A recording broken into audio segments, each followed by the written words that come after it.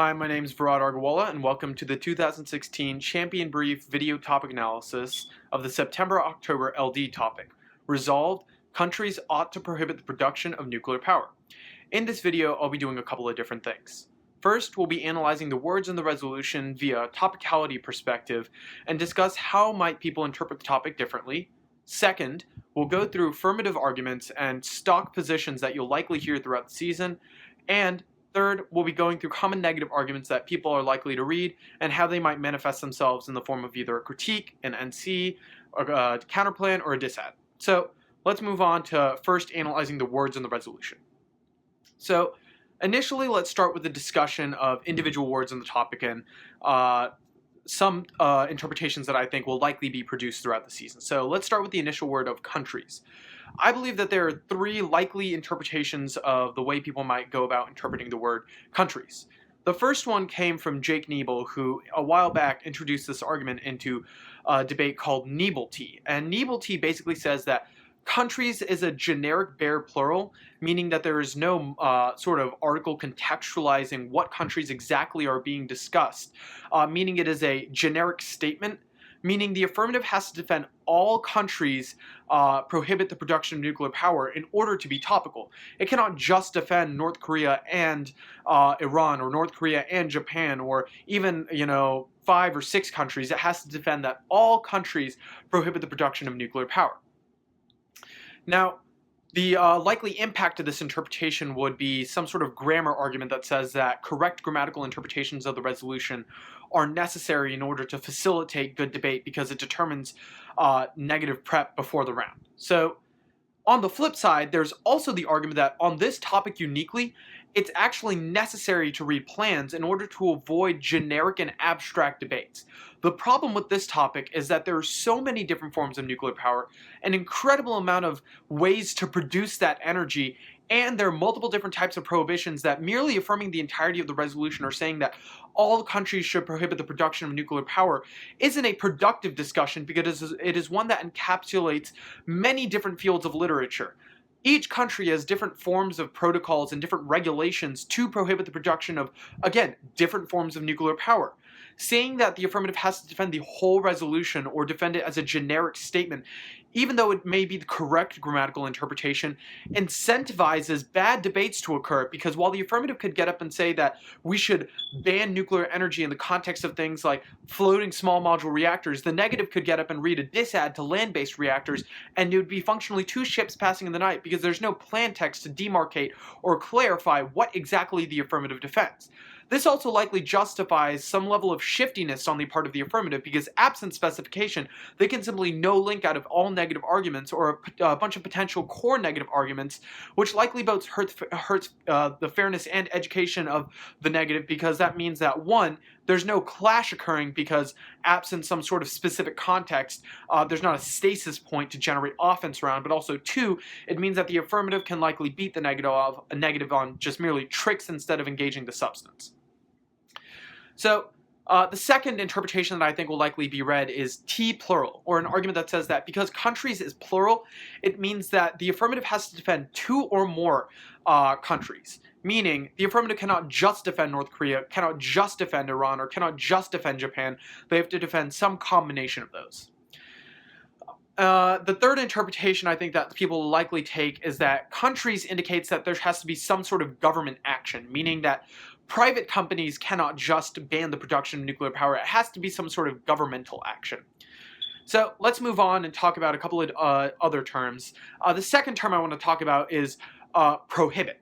Now, you'll likely, as you're doing research, come across a lot of different government terms in the context of prohibit, dealing with things like marijuana prohibitions. And these are likely words you can read against nuclear power affirmatives because they're still contextualizing the intent of legislators and policymakers in the context of prohibition. So they can still be applied to this topic. So there are a couple of different interpretations here. The first one, and likely one I think will be read, is that prohibition means that there can be no exceptions, and this could be interpreted in one of 2 ways. Either 1, it means that whatever specific nuclear power you are banning, there can be no exceptions to that form of nuclear power, meaning there can be no exceptions to whether or not, certain land-based reactors can be used. All forms of land-based reactors have to be banned. or all forms of uranium, nuclear power have to be banned. The second interpretation could also be that prohibit, because there are no exceptions, means that you have to ban all forms of nuclear power, not just a specific type. Any other sort of ban would not be a prohibition, but it would be some sort of regulation or restriction. And this was an argument commonly read on the handguns topic that said that you have to ban all handguns, not just specific ones, otherwise that would be a restriction and not a ban. Another sort of argument that doesn't necessarily contradict with the previous one is that prohibition means that there has to be some sort of policy passed in order for the act to be topical, meaning it cannot be a de facto ban on nuclear power. It has to be a policy that is passed that explicitly says that the affirmative cannot, or that nuclear power cannot be used, that there has to be a prohibition of nuclear power. The next term I want to talk about is production, and this often you'll probably see in conjunction with things like nuclear power, because obviously nuclear power contextualizes what exactly constitutes production. And I think that the interesting thing here is that there are many different kinds of production, so this leads me to have two different comments here. First is that I think that there is a reasonable argument to be made about why the affirmative should specify a type of production, or at least some sort of specification on the kind of nuclear power that is being produced, because again, if you reference what I said earlier, there is such a broad range in terms of what exactly exists in the literature when it comes to nuclear power and production, which means that if you ask in CX and they refuse to specify, there's probably a reasonable argument as to why the affirmative must specify in order to facilitate good debates that allow for clash to occur. If you reference what I said earlier about Neeblety again, specific stasis point and context is necessary in order for those debates to occur. And also, I think that there are a litany of kinds of production of nuclear power, and I think that you are able to weed out some of the more smaller affirmatives if you are able to say that production means that it has to be in reactors, whether that be land-based reactors, small modular reactors, sea-based reactors. The important part is that you can weed out tiny affirmatives that might exist in this topic by cutting good definitions of production. And the final thing I want to talk about is nuclear power. I think that the important thing here is that there is a big bifurcation in the literature in terms of environment-based affirmatives and nuclear weapon-based affirmatives. And so I think that defining nuclear power definitely gives you an advantage in terms of weeding out the latter kind of affirmatives, because you can possibly win that only energy that is produced in these nuclear reactors and not the process of enrichment is topical, which then allows you to have an advantage against a large part of the affirmative topic literature that exists. Again, there are also multiple different types of types of nuclear power, and so you could definitely cut contradictory definitions, definitely have an extensive T-file when it comes to that. I'm going to move on from now, and let's go into the second part of this video, which is core affirmative arguments. As I said previously, the affirmative is split between two main fields of literature. The first one being environment-based affirmatives, the second one being the nuclear weapons-based affirmative. So let's quickly talk about environment-based affirmatives. There are a lot of different, sort of directions affirmatives can go when it comes to environment apps. The first one are more accident-based affirmatives that say that these nuclear facilities are susceptible to accidents due to a point, either there not being many regulations or processes for these nuclear power plants to deal with things like nuclear waste, slash human behavior merely means that there will be inevitably accidents and that they're not preventable no matter what you do, which means that these nuclear power plants could potentially cause major environmental disasters surrounding them. Fukushima is an excellent example of this, where things like meltdowns occurred which weren't exactly preventable unless different regulations were implemented and human behavior was altered a little bit, which means that there is an argument to be made about why these accidents would actually cause massive amounts of environmental destruction and actually leave the land surrounding it uninhabitable in the future. Another argument that goes along the same lines is an argument that says that these facilities are also susceptible to things like meltdowns because these nuclear power plants operate on singular grids, and these grids might be overloaded and then cause a collapse of these nuclear power plants. A second argument to be made is that nuclear energy in and of itself is bad because it produces radioactive waste, and that radioactive waste causes massive amounts of illnesses and sicknesses in the surrounding areas. And this is where you could also introduce more of a structural violence angle for the affirmative, where oftentimes these nuclear power plants are located in poor communities of color, which means that there's also a more race-based affirmative or class-based affirmative that you could read on this topic, in addition to just a generic, util consequences-based affirmative that says that the consequence of sickness and cancer is bad. The next environment argument, and one that I really like on this topic, is an argument about nuclear colonialism and how these nuclear power plants are put into, again, poor and minority neighborhoods, which causes two different impacts. One is that it functionally takes over their land and corporatizes it for monetary purposes. And two, it also forces indigenous populations to mine their uranium necessary in order to power these nuclear power plants. And that causes devastation in these communities as it forces them to abandon some of the more local jobs. And once these corporations and companies come in, it forces these people to, take these jobs and again, shifts their economy, shifts their cultural values, and there are some pretty good arguments as to why this colonizes their land. So now I'm going to quickly talk about the second half of the literature, which is the more nuclear power or nuclear weapons based part of the literature. So there are a couple arguments here. First is an argument about proliferation and how nuclear facilities allow countries to proliferate nuclear weapons because it incentivizes their R&D into these forms of power, and then allows them to enrich these forms of uranium to create nuclear weapons.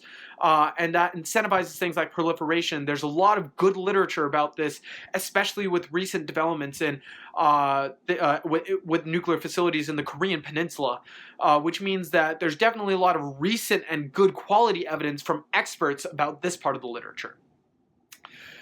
The second affirmative that could be read on this topic is a terrorism affirmative, and there are two different angles I think people could go here. One is an argument just that these nuclear facilities are prime targets for terrorists, and if they were to attack it, it would functionally be an explosion of a nuclear weapon, and it would cause mass devastation in these communities / these countries if a nuclear facility were to be attacked. Second is that these nuclear facilities are often susceptible to terrorists stealing these forms of equipment and these resources because of lack of security measures, which means that these nuclear facilities are subject to terrorists stealing this intelligence and using it for their own means to produce their own nuclear weapons. And then there's also an argument to be made, and this is separate from the terrorism argument about the facilities themselves, but just that countries that have this intelligence might sell it to terrorist organizations. And again, there's a lot of good analysis in terms of specific countries that says that these countries might sell these forms of intelligence of nuclear weapons on the black market / the resources themselves. So I'm going to make two quick notes about strategy in context of the affirmative. The first is that I think that in context of affirmative strategy, I think that reading a whole res affirmative is likely not a good idea for a couple of different reasons. The whole res affirmative allows the negative to read any different argument they want, which puts the affirmative or makes the affirmative susceptible to nearly every single negative argument that exists, which puts them at a disadvantage. Yes, you can still win those debates. I'm not dissuading anyone from reading core of the topic good arguments such as environment arguments and proliferation arguments, but what I am saying is that if you defend whole res affirmatives, it likely allows the negative to have a leg up in terms of that debate. What this means is that you should probably specify either the country or type of nuclear power or the means of production, which then allows you to circumvent, circumvent the problem of the negative having a ton of different arguments and the affirmative being limited, and equalizes the playing field. Because if the affirmative is able to specify to some level, it then means that the negative still has ground against the affirmative. There are obviously reasons why proliferation is good and bad, reasons why nuclear power is good and bad, which means that the negative still has core arguments, but it doesn't allow them to have every single negative argument that exists that equalizes the playing field. The next thing I'll say is that, especially in the context of approaching this resolution philosophically, one big problem, and again, I discussed this before, is that absent specific context, not many philosophers just talk about nuclear power in general or the production in general across all countries, which means that approaching this topic philosophically puts a lot of people in some sort of a dilemma, and it definitely requires some level of greater research, as you won't find that there's a large and expansive topic literature just talking about the production of nuclear power in general, as you know, a lot of times authors talk about specific kinds. So now I'm going to move on to core negative arguments that exist and negative strategy. So I think that in terms of topicality, that was already discussed in the beginning of this video when we talked about different ways to interpret the topic.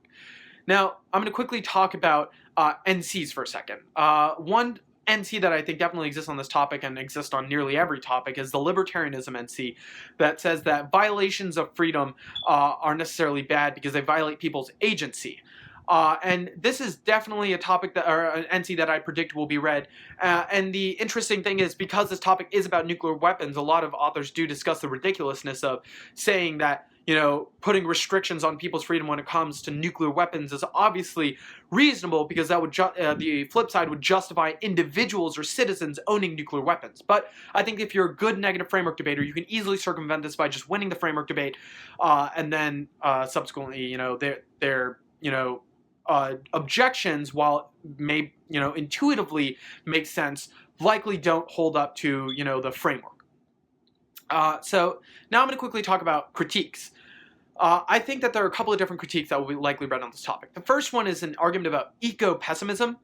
And yes, it does sound a lot like Afro-pessimism, and it does have certain similarities. Eco pessimism's argument is that the environment is so past the brink that at this point there's nothing that humanity can do in order to save the environment. And it says that any attempts to save the environment destroys our authentic relationship to the world, and we just need to embrace that environmental destruction in order to have a genuine a relationship to the world. And this is one that I think will definitely be commonly read as, in the policy topic, on the oceans topic, this was commonly read by many teams that were, you know, in the outrounds of the TOC and at the TOC just in prelims themselves. Which means that there's definitely a lot of literature surrounding this that teams have already cut. Another critique that I think will be read is definitely Afro-pessimism. Inevitably, it's read on every single topic, but I think that the links that will be read will be arguments about why, when it comes to environmental destruction, the only time we ever take into consideration those harms is when they affect people, when it affects white people. And so, yes, right now, for the past God knows how long, this environmental destruction has definitely hurt poor communities of color, but only when it expands beyond the sphere of those communities and it affects the people in positions of power and privilege, only then do we take into consideration. And there's some good link arguments by Winter and other critical race theorists that definitely discuss this. Another critique that I think will be read is an argument about apocalyptic rhetoric or ecological catastrophe, and how when we when we show these images or we have these forms of discourse about ecological catastrophe, it causes a form of paralysis or fear that means that we never end up doing anything in the real world because of the sort of discursive harm it has upon us because of the representations of the affirmative. Which means that it could also be, you know, I think that teams will likely also read this as a floating pick, where they might say that you affirm the entirety of the 1AC sans the representation of the, you know, catastrophe, which means that that's something to watch out for.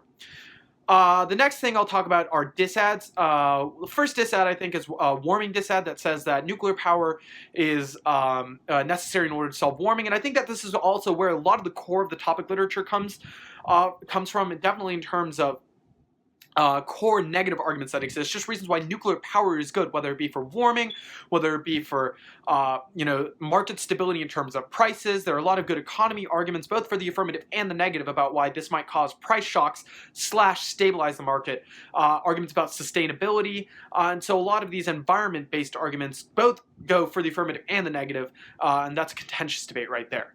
Another disad is an argument, a shifts disad, that says that if you were to ban nuclear energy, it would cause a shift to either, one, the renewable sector, or two, back to non-renewables like coal.